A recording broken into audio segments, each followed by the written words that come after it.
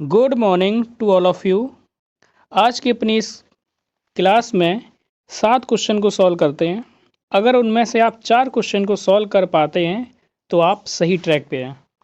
चलिए बिना समय बर्बाद किए शुरुआत करते हैं।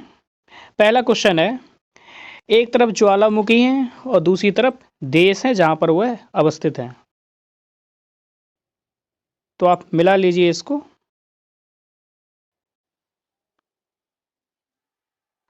चलिए अब हम सॉल्व करते हैं। सबसे पहले देखते हैं जो सबको याद है, माउंट एटना। तो माउंट एटना है आपका इटली में, बी का ए हो गया। माउंट पेरिकुटिन है आपका मैक्सिको में, ठीक है।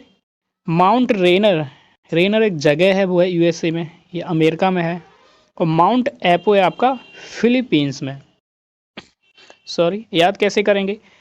माउंट एटना इटली याद ही होगा। पेरिकुटन ऐसे याद करिए, पेरिकुटिन यानी पैरों से कूटना। तो पूछ रहा है किसको कूटूं, पेरिकुटिन किसको कूटूं, मैक्सिको, ठीक है। और ये दो आपको याद ही होंगे। तो इस हिसाब से हमारा आंसर देख लेते हैं कौन सा हो जाएगा। माउंट एटना, एटना का इटली, बी का ए, इसमें भी ए है, ठीक है।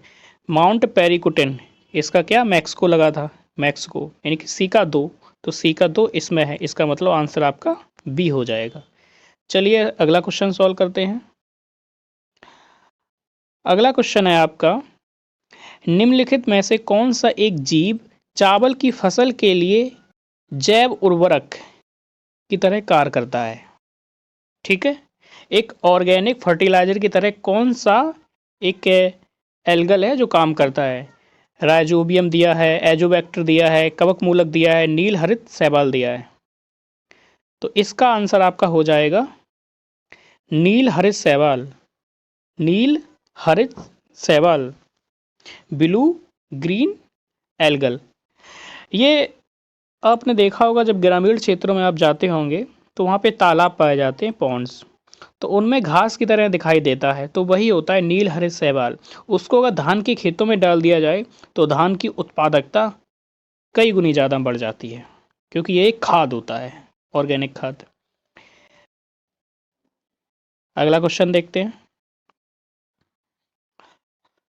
भारत में पश्चिमी तट की तुलना में पूर्वी तट में धान का उत्पादन अधिक होता है। भारत के पश्चिमी तट की तुलना में पूर्वी तट में धान का उत्पादन अधिक होता है। भारत के पूर्वी तट पर पश्चिमी तट की तुलना में अधिक वर्षा होती है। तो इसमें देखना है कौन सा सही है। ए और दोनों सही है, ए और बी दोनों सही है। आर ए सही की सही व्याख्या है, ए और आर दोनों सही हैं। आर ए की सही व्याख्या नहीं है, ए सही है, आर गलत है, ए गलत है, आर सही है। तो इसका आंसर हो जाएगा सी, इसका आंसर हो जाएगा सी। कैसे? देखिए, पश्चिमी तट की तुलना में पूर्वी तट में धान का उत्पादन बहुत होता है। क्यों? क्योंकि पूर्वी तट की नदियाँ डेल्टा बनाती हैं, क्योंकि पूर्वी तट एकदम सकरा नहीं है और बहुत ढलान तेजी तीव्र नहीं है, तो धीमे धीमे वो क्या करती हैं, डेल्टा बनाती हैं, बहुत मैदानी भाग का निर्माण कर दिया है। और जब नदियाँ किसी मैदान का निर्माण करती हैं वो बहुत उपजाऊ होता है, क्योंकि अपने साथ बहाकर लाती हैं बहुत सारे मिनरल्स, ठीक है। और जो पश्चिमी तट है, पश्चिमी तट बहुत सकरा है, ठीक है, बहुत सकरा है, तो वहाँ पे नदियाँ बहुत जल्दी पानी बहा ले जाती हैं, जिससे कि वहाँ पर एस्चुरी बनती हैं, डेल्टा भी नहीं बनता है, तो वहाँ पे उत्पादन का तो सवाल ही नहीं हो सकता है। अब दूसरा है, भारत के पूर्वी तट पर पश्चिमी तट की तुलना में अधिक वर्षा होती है। पूरा बात गलत है, क्योंकि पश्चिमी तट क्या है, ऊंचा है, सकरा है, और पूर्वी तट नीचा है।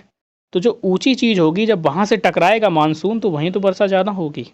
तो सीधी सी बात है, तो आपका सी हो जाएगा आंसर, ठीक है। अगला क्वेश्चन है, निम्नलिखित फसलों पर विचार कीजिए, कौन सी खरीफ की फसल है? देख लीजिए। तो इसमें आंसर हो जाएगा आपका सी। कैसे? कपास आपकी खरीफ की फसल है, मूंगफली आपकी खरीफ की फसल है, धान खरीफ की है, और गेहूं है आपकी रबी की फसल है। गेहूं आप जानते हैं कि सर्दियों में बोया जाता है, और सर्दियों में बोई जाने वाली फसलें यानी सर्दियों में, ठंडों में तो रबी की फसलें होती हैं। जबकि कपास हो या धान हो या मूंगफली हो, ये सर्दियों में काटी जाती है, ना कि बोई जाती है, बरसातों में बोई जाती है। मिश्रित खेती पूछा गया है कि विशेषता क्या है, पहला, दूसरा, तीसरा या चौथा। तो इसका आंसर हो जाएगा आपका तीसरा। पशुपालन और शस्य उत्पादन एक साथ होता है जहाँ पे, ठीक है, मिश्रित खेती। अगला है आपका, भारत में काली कपास मृदा की रचना निम्नलिखित में से किसके अपक्षयन से होती है। अपक्षयन का मतलब होता है टूटना, टूट टूट कर जब मिट्टी गिरती है तो उसे कहते हैं अपक्षयन। तो इसका आंसर हो जाएगा आपका ज्वालामुखी चट्टान है, बिदरी यानी फिसर ज्वालामुखी चट्टान है।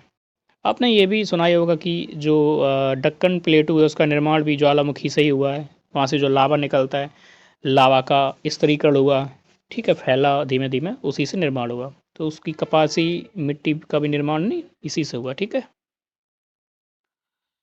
अगला क्वेश्चन है आपका, कौन सी एक लैगून झील नहीं है, लैगून लेक नहीं है, अष्टमुडी, पेरियार, चिल्का, पुलिकट, ठीक है। पुलिकट एक लैगून झील है, क्यों? क्योंकि पुलिकट आपकी आती है जो आपका आंध्र प्रदेश है और तमिलनाडु, इसके बीच में सीमा बनाती है, और जो बनी हुई है ये बनी हुई है समुद्र से, ठीक है, बंगाल की खाड़ी का जो समुद्र है उससे टच करती है, पानी उसी से मिलता है। चिल्का आपकी उड़ीसा में है, उड़ीसा में है, तो ये भी आपकी क्या है, एक लैगून झील है। लैगून झील का मतलब ये होता है ये आपकी धरती है, ठीक है, और अगर ऐसी करके ऐसा यहाँ से पानी आ रहा है इसके अंदर, यानी कि समुद्री पानी अगर अंदर आ रहा है और आसपास से मिट्टी से बंद है, तो इसे क्या कहते हैं, लैगून झील कहते हैं, ठीक है। अष्टमुडी क्या है, अष्टमुडी भी केरल में एक लैगून झील है, ठीक है। पेरियार एक लैगून झील नहीं है, क्योंकि ये पेरियार नदी से बनती है, पेरियार नदी से बनती है, और ये एक आर्टिफिशियल लेक है, ठीक है, कृत्रिम झील है एक। तो इस प्रकार से सातों क्वेश्चन हुए। आप ज़रा चेक करिएगा कि आपने कितने क्वेश्चनों को सॉल्व कर पाया है। चलिए मिलते हैं अगली क्लास में। नमस्कार, ऑल द बेस्ट।